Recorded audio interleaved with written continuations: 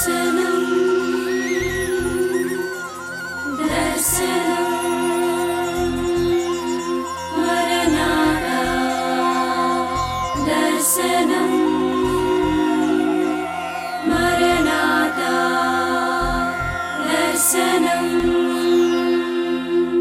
మన అందరం సజీవులమే ఇక్కడికి వచ్చి కూర్చున్నామంటే మహాదేవుని కృప అండి ఇది.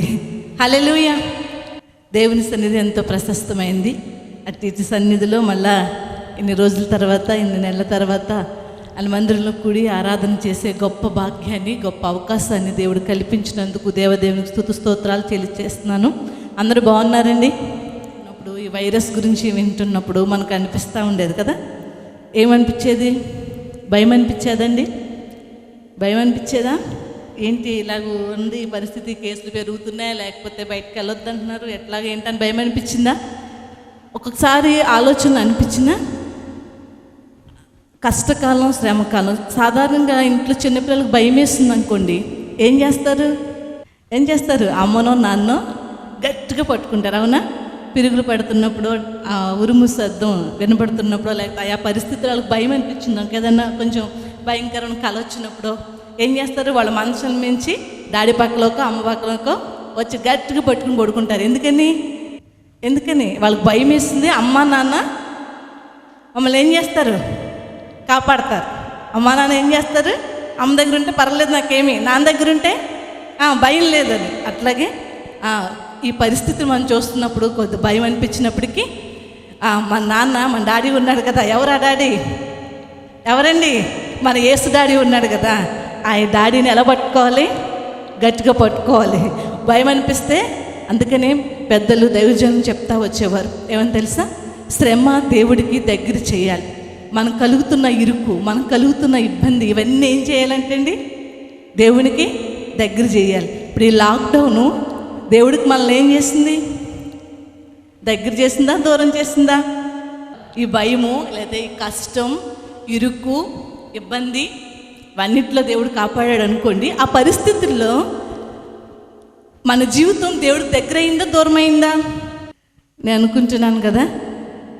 మరి మీ ఇళ్ళ కాడ కూర్చుని మీరు ఏం చేశారో నాకు తెలియదు, కానీ వాక్య లేఖనాల్లోంచి మన జీవితం దగ్గర అయిందా, దూరం అయిందా ఆలోచన చేద్దాం. వాక్యాన్ని ధ్యానిస్తున్నప్పుడు మనకు అర్థమైపోతుంది. ఏమని తెలుసా? నేను దేవుడికి దగ్గర వెళ్ళానా, దేవుడికి దూరంగా వెళ్ళానా?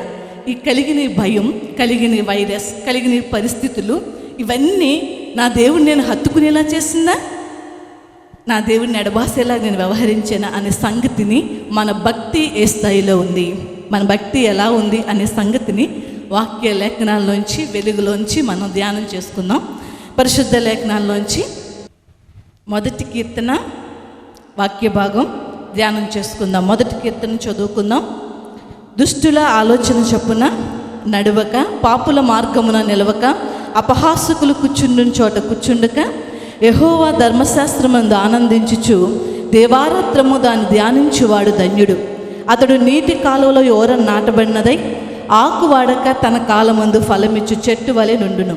అతను చేయిందంతయు సఫలమగును. దుష్టులు అలాగునుండక గాలి చెదరగొట్టు పొట్టు వలె నుందురు. కాబట్టి న్యాయ విమర్శలో దుష్టులను, నీతిమంతుల సభలో పాపులను నిలవరు. నీతిమంతుల మార్గం యెహోవాకు తెలియను, దుష్టుల మార్గము నాశనమునకు నడుపును. చిన్న ప్రార్థన చేసుకుందాం. పరిశుద్ధుడా, గొప్ప దేవా, నీకు వందనాలు నాయన. ఈ లేఖన భాగంలోంచి నాతో, మాతో, ఈ కార్యక్రమాన్ని వీక్షిస్తున్న ప్రతి ఒక్కరితో కూడా నువ్వు మాట్లాడి మరింతగా మా ఆధ్యాత్మిక జీవితాన్ని బలపరచమని యేసు నామములో వేడుకుంటూ ఉన్నాం తండ్రి, ఆమేన్. కీర్తన, మొదటి కీర్తన. కీర్తన చిన్నప్పటి నుంచి అందరికీ వచ్చిన కీర్తన. సండే స్కూల్ వెళ్ళి ఉంటే కనుక చిన్నప్పుడే మనకి కంఠస్థ పట్టించినటువంటి కీర్తన. ఈ కీర్తనలో మనం ఆలోచన చేస్తే, ఈ కీర్తన గ్రంథంలో మనం ఆలోచన చేస్తున్నప్పుడు కొన్ని విషయాలు మనకు కనబడతా ఉన్నాయి. ఏంటి ఆ విషయాలంటే కనుక 2 విధానాలు ఇక్కడ కనబడతా ఉన్నాయి. ఏం కనబడుతున్నాయండి కీర్తనలో? 2 విధానాలు కనబడతా ఉన్నాయి.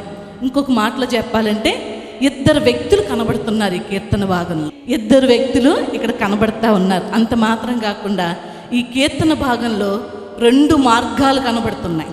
ఏం కనబడుతున్నాయి? 2 మార్గాలు కనబడుతున్నాయి. అంత మాత్రం కాకుండా ఈ కీర్తన భాగంలో 2 గమ్యాలు కనబడుతున్నాయి. హల్లెలూయా. అంటే ఈ కీర్తన రెండు విషయాలు ఇక్కడ మనకి తెలియచేస్తూ ఉంది. ఆ విషయాలు చూద్దాం. కీర్తన భాగంలో 2 దారులు కూడా కనబడుతూ ఉన్నాయి. ఇవన్నిటినీ మనం ధ్యానం చేద్దాం. పరిశుద్ధ గ్రంథంలో దుష్టుల ఆలోచన చొప్పున నడవక, పాపుల మార్గము నిలవక, అపహాసకులు కూర్చుండు చోటను కూర్చుండక, యెహోవా ధర్మశాస్త్రమందు ఆనందించుచు దేవారాత్రము దాన్ని ధ్యానించువాడు ధన్యుడు. అతడు ఎలా ఉంటాడంటే నీటి కాలువల ఓర నాటబడినవాడై ఆకు వాడక తన కాలమందు ఫలమిచ్చు చెట్టు వలె ఉంటాడు అని చెప్పింది ఒక వ్యక్తి కొరకు, ఒక మనిషి కోసం చెప్పారు. కింద భాగం రెండో వ్యక్తి కోసం చెప్పబడినట్లుగా కనబడుతూ ఉంది. ఈ మొదటి వ్యక్తి ఎటువంటి వాడు? ఏమండి, మనం చదువుకున్న వాక్య భాగంలో అర్థమవుతుంది కదా. ఎటువంటి వాడు? భక్తి కలిగిన వాడు. ఎవరండి?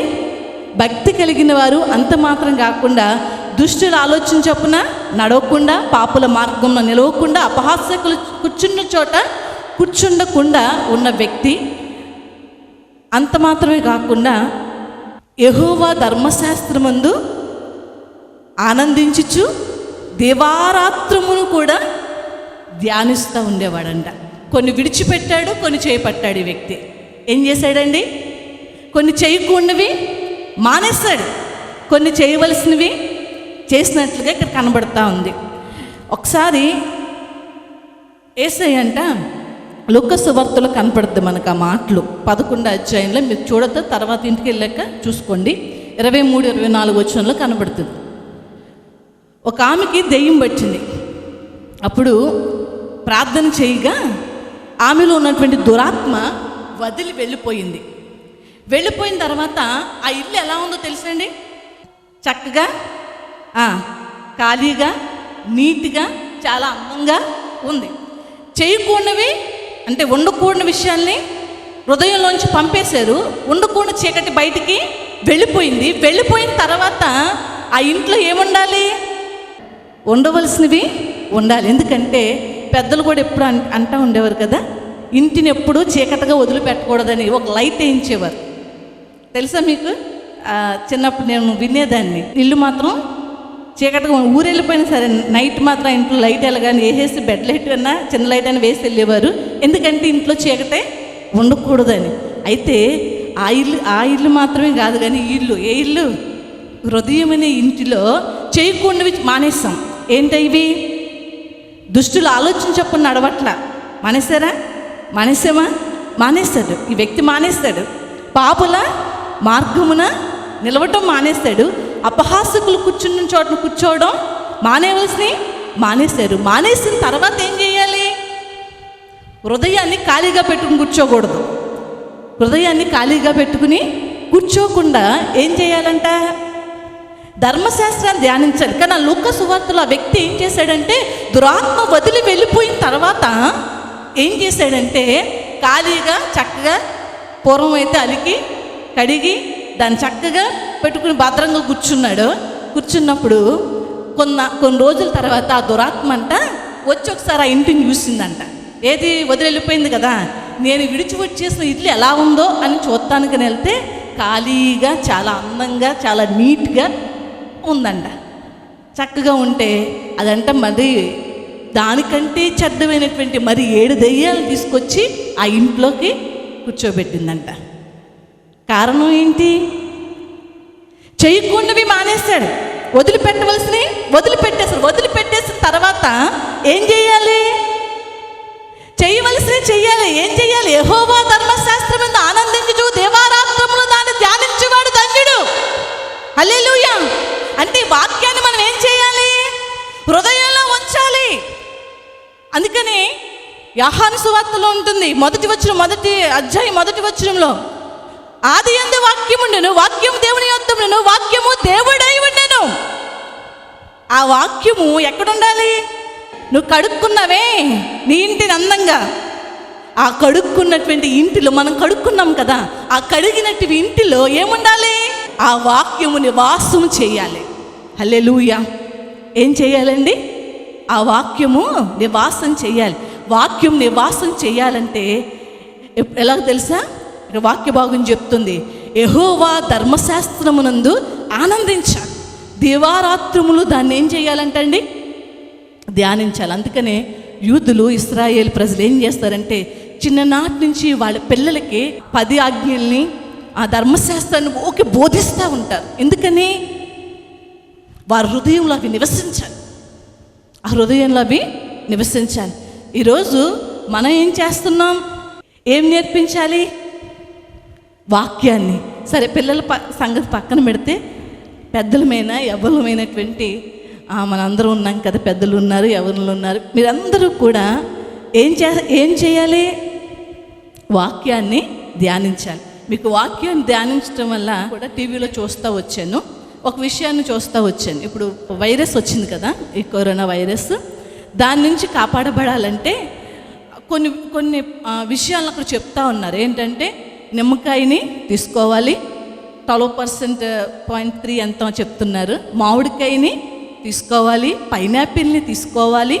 ఇక కొన్ని విషయాల్ని అది ఫ్లవర్ కూడా చూపించారు. ఇట్లా కొన్ని విషయాలను చెప్తూ ఆ వెల్లుల్లిపాయని తీసుకోవాలి. ఇవి తీసుకుంటే ఆ వైరస్ రాకుండా మీలో రెసిస్టెన్షియల్ పవర్ పెరుగుతుందని చెప్పి కొన్ని జాగ్రత్తలు గవర్నమెంట్ వారు మనకి చూపిస్తూ ఉంటారు. చూసారా వాటిని? అట్లా అనుకున్నప్పుడు ఏమనుకున్నారు? నేను వెల్లుల్లిపాయ తినాలి, మామిడికాయ తినాలి, నిమ్మకాయ తినాలి, కమలాపాలు తినాలి అనుకున్నారా? అనుకోలేదా? నేనైతే అనుకున్నాను. మీరు అనుకున్నారా లేదా? అనుకున్నారు కదా. అందరం చేసే పని అదే కదా. అయితే వాక్య లేఖనాల్లోంచి ఆరోగ్యం కలగాలంటే చూడండి, సామెతల గ్రంథం 4వ అధ్యాయము 20, 21, 22 వచనాలు ధ్యానం చూసినట్లయితే మనకు కనబడుతుంది. ఏంటి తెలుసా? నా కుమారుడా, నా మాటలను ఆలకింపుము, నా వాక్యములకు నీవు చెవియొగ్గుము, నీ కనుల ఎదుటి నుండి వాటిని తొలగిపోనీయకుము, నీ హృదయమందు వాటిని భద్రం చేసుకునుము. దొరికిన వారికి అవి జీవమును, వారి సర్వ శరీరమునకును ఆరోగ్యమును వచ్చును. హల్లెలూయా. ఇప్పుడు మన మెడిసిన్ ఏంటో చెప్పండి? వాక్యం అందరికి వినబడిందా? అర్థమైందండి? వాక్యము దాచుకున్న వారికి, చదివిన వారికి, గైకున్న వారికి ఏం కలుగుతుందంట? ఏం కలుగుతుంది? ఆరోగ్యం. కేవలం ఏంటి? ఒక చేతికో, ఒక కాలుకో, ఒక కన్నుకో కాదండి, సర్వ శరీరానికి కూడా ఏం కలుగుతుందంటండి? ఆరోగ్యం కలుగుతుంది. ఎప్పుడు? వాక్యాన్ని ఏం చేయాలి? ధ్యానించాలి. దాన్ని మీ హృదయంలో భద్రపరుచుకోవాలి. హల్లెలూయా. వాక్యాన్ని ధ్యానించాలి, హృదయంలో దాన్ని భద్రపరుచుకుంటే, మీరు అన్నారు కదా ఇవన్నీ వీటికంటే ఎక్కువ మేలు. నేను అంటాను అవి 23%, 30%, 6, 7 అట్లా కొన్ని పర్సంటేజ్ చెప్పారు కదా. ఈ వాక్యాన్ని కనుక రోజు ధ్యానం చేస్తే కనుక 100% రెసిడెన్షియల్ పవర్ పెరుగుద్దండి. హల్లెలూయా. ఎంత పర్సెంట్? 100%. ఇప్పుడు ఎల్లుల్లిపాయ తిన్నాం ఆయన అనుకున్నారు కదా, దాంతోపాటు దానికంటే మిక్కిలిగా ఏ పని చేయాలి? కీర్తనాకారుడు చెప్తున్నాడు, ఏమన్నాడు? యెహోవా ధర్మశాస్త్రమందు ఆనందించుచు దివారాత్రములు దాన్ని ధ్యానించువాడు ధన్యుడు. హల్లెలూయా. అంటే ఈ ధర్మశాస్త్రం ఉందే, మీ దగ్గర ఉందే బైబిల్, దాన్ని ఏం చేయాలి? ధ్యానించాలి. హల్లెలూయా. కొన్ని ఫ్రూట్స్ తీసుకొచ్చి ఫ్రిడ్జ్లో పెట్టామండి. ఫ్రిడ్జ్లో పెట్టిన తర్వాత వాటిని అందరు చెప్తున్నా ఫ్రూట్స్ తింటే మంచిది అని చెప్తా ఉన్నాను. మొత్తం బయట నుంచి తెచ్చుకున్నాం, ఫ్రిడ్జ్లో పెట్టుకున్నాం. అది చూసినప్పుడల్లా ఈ మంచి ఆరోగ్యం, మంచి బలం అని అనుకుంటున్నాం మనం. అలా అనుకుంటే బలం కలుగుద్ది అంటారా? ఏమండి, అలా అనుకుంటే బలం కలుగుద్దా? అవి ఉన్నాయా మీ ఇంట్లో? ఉన్నాయండి, ఉన్నాయి. మీ ఫ్రిడ్జ్లో ఉన్నాయి, ఫ్రిడ్జ్ నిండా ఉన్నాయి. కానీ బలం వస్తుందా మీకు?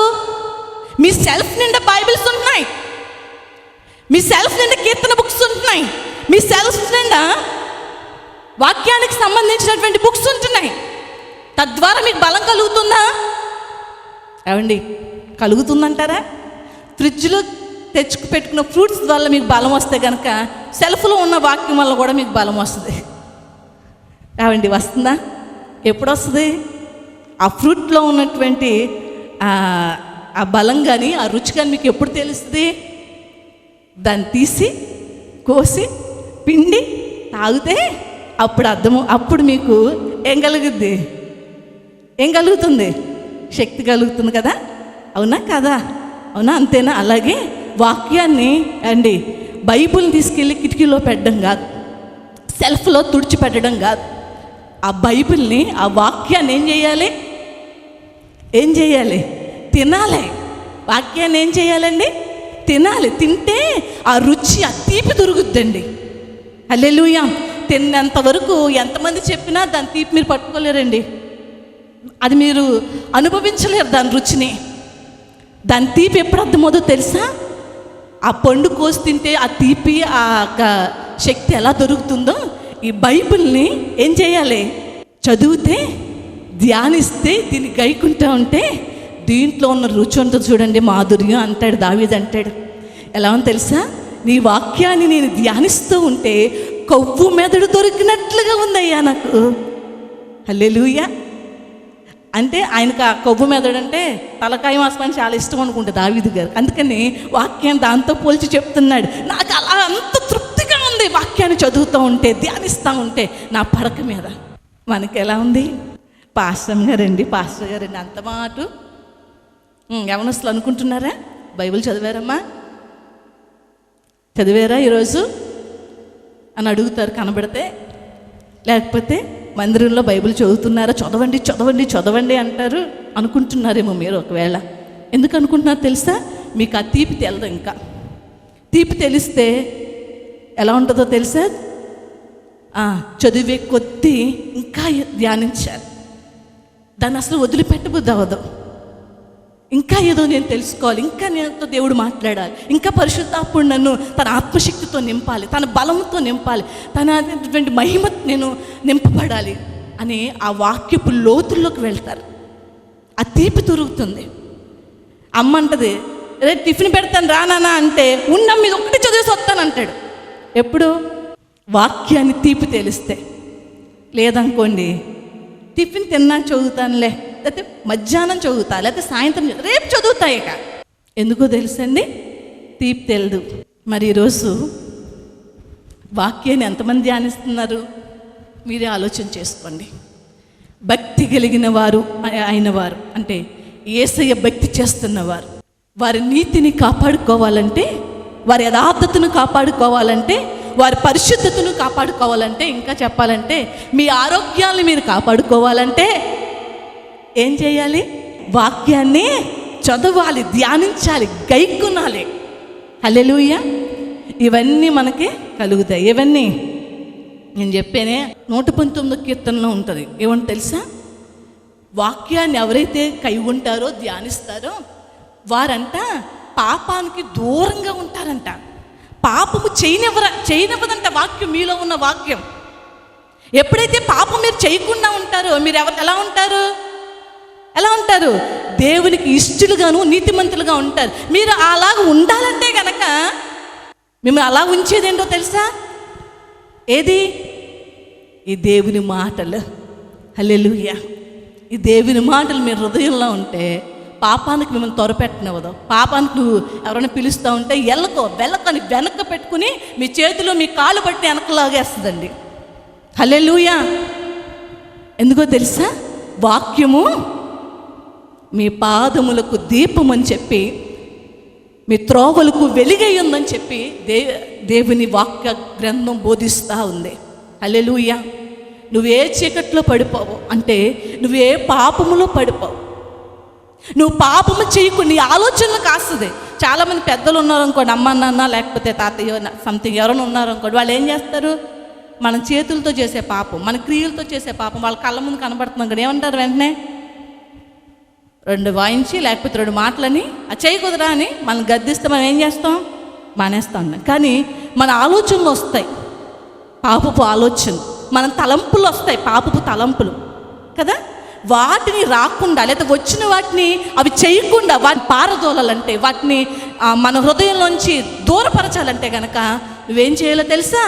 నువ్వు చేతుల ద్వారా, కాళ్ళ ద్వారా, ఆ క్రియల ద్వారా చేసే పాప నీ పక్కోళ్ళకి కనబడితే అది చేయకూడదు అని వాళ్ళు దండిస్తే మానేస్తారు. కానీ వాక్యం నీలో ఉంటే వాళ్ళు నీ పక్కన ఉన్నా కూడా నీ పక్కన వాళ్ళు ఉన్నా నువ్వు ఆలోచన ద్వారా పాపం చేయొచ్చా లేదా?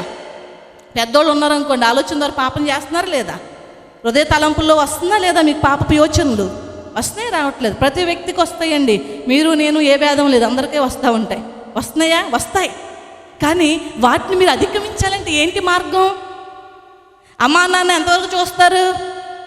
పైన కనబడే వరకు చూస్తారు. మీకు కనబడినటువంటి విషయాలు ఉన్నవే అవి కూడా చూడగలిగిన శక్తి దేనికి ఉందో తెలుసా? ఈ వాక్యానికి ఉందండి. హల్లెలూయా. నీ హృదయ అంతరంగాల్ని పరిశోధిస్తుంది ఈ వాక్యం, పరిశీలిస్తుంది.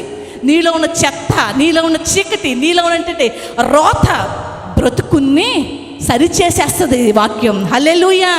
అందుకనే దావీదు అంటాడు, హిసోపుతో నన్ను కడుగయ్యా, హిమము కంటే తెల్లగా కడుగయ్యా నన్ను.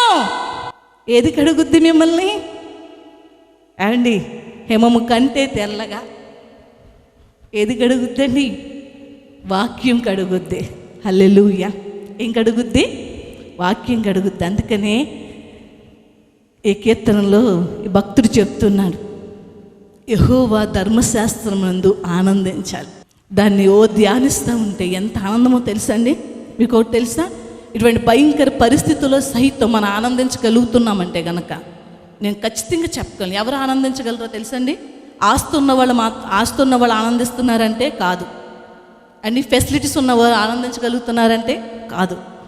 లేకపోతే ఆయా వాహనాలు ఉన్నవాళ్ళు ఆనందించగలుగుతున్నారంటే చాలామందిని మనం చూస్తున్నాం కదా, ఎవరి వల్ల ఏమీ కావట్లా, చాలా భయంతో చాలా దారుణంగా ఉన్నాయి కదా ఉన్నారు మనుషులు. కానీ ఇవేవి కూడా మనుషులు ఎక్కువ బలం ఉన్న వాళ్ళు ఆనందించగలుగుతున్నారా? మనిషి బలం లేకపోతే మరో బలం ఉన్నవాళ్ళు ఆనందించగలుగుతున్నారా? లేదండి. ఎవరు ఆనందించగలరో తెలుసా? హృదయాన్ని వాక్యముతో నింపుకున్నవాడు ఆనందించగలడు. హల్లెలూయా. ఎందుకో తెలుసా? నీకు భయం అనే సందర్భం, ఆ మాట ఏదైనా వినపడుతున్నప్పుడు నీలో ఉన్న వాక్యం ఏం చెప్తూ తెలుసా? కీర్తన పోయిన సోమవారం పాస్టర్గా చెప్పుకుంటూ వచ్చారు, నీ ప్రక్కన 1000 మంది పన్నను, నీ కుడి పక్కన 10,000 మంది కుళ్ళను, అపాయం నీ వద్దకు రాదు అనే వాక్యం నీకు తెలుసుంటే గనక ఎటువంటి విషపు వార్త విన్నా, ఎటువంటి భయం పుట్టించే వార్త విన్నా నీలోంచి ఏమొస్తుందండి? గొప్ప ధైర్యం. ఆ వార్తను కూడా పటాపంచలు చేసేసే శక్తి వాక్యానికి ఉందండి. హల్లెలూయా. ఈ రోజుల్లో ఈ అంత్యకాలంలో ఈ అపాయకరమైన పరిస్థితుల్లో మనము కూడబెట్టుకోవాల్సింది ఏంటో తెలుసా? ఎన్నెన్నో కూడబెట్టుకుని ఉంటాం, దానికంటే మిక్కిలుగా కూడబెట్టుకోవాల్సింది ఏంటో తెలుసండి? దేవుని వాక్కును కూడబెట్టుకోవాలి. దేవుని వాక్యాన్ని ఎప్పుడు కూడబెట్టుకుంటామో దేవునితో సమయం వెచ్చిస్తాం. మనం దేవునికి నచ్చేది చేస్తాం.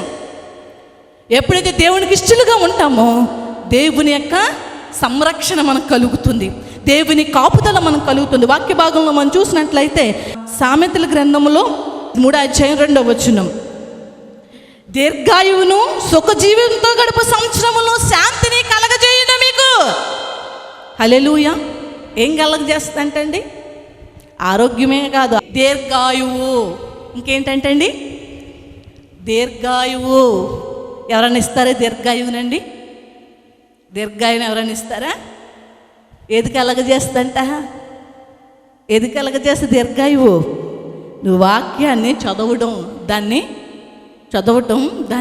ధ్యానించడం, దాన్ని మూడోదిగా గైకుండం ఎప్పుడైతే నువ్వు చేస్తావో అవి నీకేం చేస్తాయో తెలుసా? దీర్ఘాయువునిస్తాయి. అంత మాత్రం కాకుండా ఆ దీర్ఘాయువు ఎలా ఉంటుందో తెలుసా? బాధలతో కష్టాలతో కాదండి. ఎలా ఉంటుందో తెలుసా? సుఖ జీవముతో గడుపు సంవత్సరములను. హల్లెలూయా.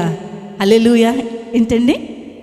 సుఖ జీవముతో గడుపు సంవత్సరములను నీకు, అంతేకాకుండా శాంతిని కలగజేస్తుందంట. ఏది?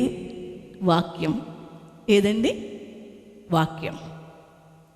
ఏది కలగజేస్తుందంట? వాక్యం కలగజేస్తుంది. అలా అంటున్నాను కదా అని చాలామంది ఏం చేస్తున్నారని తెలుసా? టీవీ పెట్టుకుని ఒక వాక్యం అయిన తర్వాత ఇంకో వాక్యం, ఇంకో అయిన తర్వాత ఇంకొకటి. ఏం చేస్తున్నామమ్మా? టీవీలో వాక్యం వింటున్నామండి. పొద్దున్న సాయంత్రం వరకు వాక్యమే వింటున్నామండి. వాక్యం వినడం కాదు, నువ్వు చదవాలి వాక్యాన్ని, నువ్వు దాన్ని ధ్యానించాలి. విన్నావు సరే, ఒక 1/2 అవర్ 1 అవర్ వింటే తప్పేం లేదు. కానీ అది ఎంతసేపు విన్నామో దానికంటే ఎక్కువగా నువ్వేం చేయాలి? దాన్ని ధ్యానించాలి. యేసయ్య పాదాల దగ్గర నువ్వు సమయాన్ని గడపాలి. వాక్యాన్ని ధ్యానిస్తే నీకేమర్థమో తెలుసా? ఒక వాగ్దానం చదువుతాం. ఇప్పుడు వాగ్దానం చదివాక ఏమర్థమవుతుంది మనకి? ఆ వాగ్దానం పొందుకోవాలి, ఇలా ఉంటే వాగ్దానం వస్తుందని అని వాక్యం చెప్తుంది. ఆ వాగ్దానం పట్టుకున్నాం. ఆ వాగ్దానం నెరవేర్పు ఎక్కడా? యేసయ్య పాదాల దగ్గర. అవునా? వాక్యం విన్నాం, ఓకే, అది దాన్ని ధ్యానం చేస్తాం. ధ్యానించిన దాన్ని ఎక్కడికి పట్టుకెళ్ళాలి? ఎక్కడికి పట్టుకెళ్ళాలి? మంచి ఫలం నువ్వు పొందుకోవాలంటే ఆ విన్నది దాన్ని ధ్యానించిన దాన్ని ఎక్కడికి పట్టుకెళ్ళాలి? యేసయ్య పాదాల దగ్గరికి పట్టుకెళ్ళాలి. ఎక్కడికి పట్టుకెళ్ళాలండి? యేసయ్య పాదాల దగ్గరికి వెళ్ళి ఆ వాక్యాన్ని పట్టుకుని, ఏమంటే ఆ వాగ్దానం చేత్తో పట్టుకుని ఏం చెప్పాలి? ఈ వాగ్దానాన్ని నెరవేర్చినాయి నా జీవితంలో. ఎటువంటి పరిస్థితులు, ఎటువంటి సంకట పరిస్థితులు, ఎటువంటి కష్ట పరిస్థితులైనా, ఎటువంటి ఇబ్బంది పరిస్థితులైనా, అసలు నీ ఆలోచనలకు నువ్వు అనుకుంటున్న దాని వ్యతిరేకంగా నీకు కనబడుతున్నా నీ వాగ్దానం ఎత్తి ప్రార్థన చేయి. నువ్వు ధ్యానించిన వాక్యాన్ని ఎత్తి ప్రార్థన చేయి. ఈ ఆశీర్వాదం నాకు కావాలని, ఈ వాక్యం నా జీవితంలో, నా బిడ్డల జీవితంలో, నా సంఘ జీవితంలో, ఎవరి జీవితంలో ఏది మీరు పొందుకోవాలనుకుంటున్న వాక్యాన్ని ఎత్తి ప్రార్థన చేస్తే దాన్ని పొందుకుంటారు మీరు. హల్లెలూయా, హల్లెలూయా. దేవుడు నమ్మదగిన వాడండి. కానీ చాలామంది ఏం చేస్తామంటే జస్ట్ చూసి నేను ఏదో ఈరోజు దేవుడి కొరకు కష్టపడిపోయినండి, దేవుడితో సమయాన్ని వెచ్చించానని చెప్తున్నారు. అది కరెక్ట్ కాదండి. చూడడం తప్పని నేను చెప్పట్లేదు, చూడండి, కానీ లిమిట్ టైం. ధ్యానించండి. మీరుగా చదవగలిగిన వాళ్ళు చదవండి, దాన్ని ధ్యానించండి. మీరు తీసుకున్న 5 వచనాలనే సరే 1కి 10 సార్లు దాన్ని చదవండి. చదివి ఏదో ఒక మాట మిమ్మల్ని బలపరుస్తుంది, ఏదో ఒక మాట, ఏదో ఒక రీతిలో నీకు ధైర్యాన్ని ఇస్తుంది. అందుకని యెహోషువ గ్రంథంలో చూద్దామా? యెహోషువ గ్రంథం 1వ అధ్యాయం 8వ వచనం. నువ్వు జాగ్రత్త పడినట్లు దేవారాత్రము దాన్ని ధ్యానించిన యెడల నీ మార్గమును వర్ధిల్లింపజేసుకుని చక్కగా ప్రవర్తించదవు. హల్లెలూయా. ఏం చేస్తారని మీరు ఎప్పుడు వర్ధిల్తారు? మీరైనా, నేనైనా, ఎవరైనా సరే ఎప్పుడు వర్ధిల్తారు? వాక్యాన్ని ధ్యానించి, దేవారాత్రాన్ని ధ్యానించి ధ్యానించిన యెడల నీ మార్గముల యందు నువ్వు వర్ధిల్లుదువు. హల్లెలూయా. ఎప్పుడు చెప్తున్నారో తెలుసండి ఈ మాట? చెప్తున్న సంగతిని చూస్తే ఆశ్చర్యమే అంత తెలుసా? మోషే చనిపోయాడు. యెహోషువ నాయకత్వంలోకి ఇశ్రాయేల్ ప్రజలు వచ్చారు. వచ్చినప్పుడు ఈ ఇశ్రాయేల్ ప్రజలు మోషేని చాలాసార్లు వ్యతిరేకించారు, విసిగించారు, కోపం తెప్పి రకరకాల, మనందరికి తెలుసు కదా ఇశ్రాయేల్ గురించి. అంత పని అన్ని రీతిలుగా అవన్నీ దగ్గరుండి చూశాడు యెహోషువ గారు.